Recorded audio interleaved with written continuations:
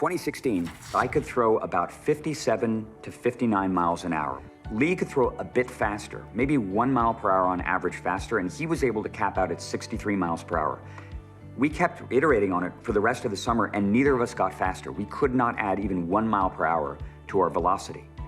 And in 2017, I decided that I was going to go down to watch the Beaver State Fling in Estacado, Oregon. It's one of the big A-tier events, and I was going to bring along my ball coach pocket radar because I was determined to find out how fast do the pros really throw.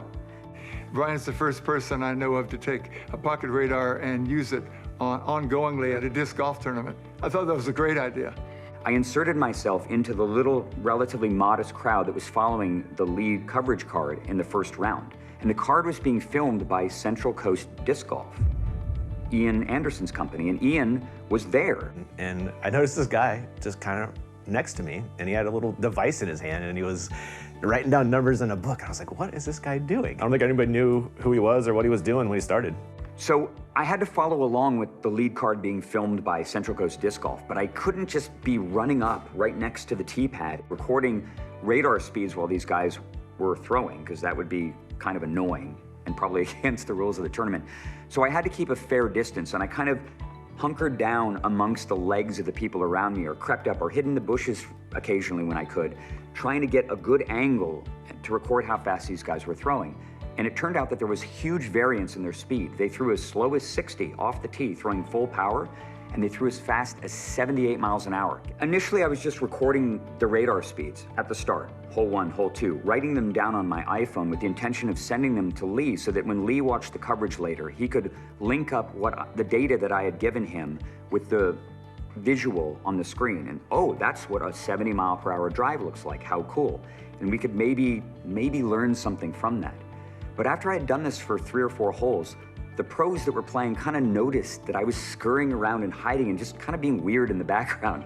And so they asked me, what are you doing back there? And I looked over, and it's kind of like in these trees, the tee pad's kind of tucked in. There aren't any spectators there. And then I look over, and there's this guy kind of just crouched down next to me with a little, it looks like a cell phone in his hand. It's like this, you know, the radar gun. It's not very big. It's like, what is he doing?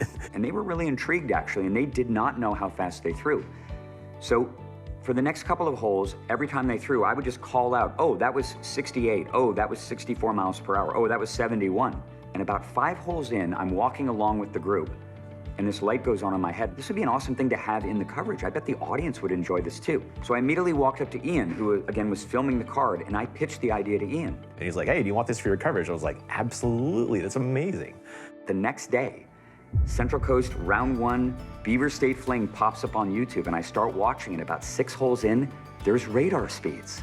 Absolutely, and look at that exit velocity, 67.4 miles an hour. That's heat. Yeah. I read the YouTube comments, and there are hundreds of comments that are essentially unanimously in agreement.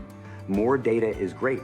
I like how the audience responded was an immediate love. All the comments were about it on our first videos, like, oh my God, this is so cool. Fantastic support from the community. And it was like another, honestly, a differentiator for our brand at that point too, where, you know, Central Coast Disc Golf had the radar gun data that nobody else had. And now it's become de rigueur. I mean, I've got one here today. And it becomes a fixture of Central Coast Disc Golf coverage going forward. Brian was years ahead of the trend in grabbing this speed data and bringing it to coverage, bringing it to the pro game. Yeah, it was really cool, honestly. Honestly, it just made me more determined to figure out and solve this riddle. What were they doing? What is pro form?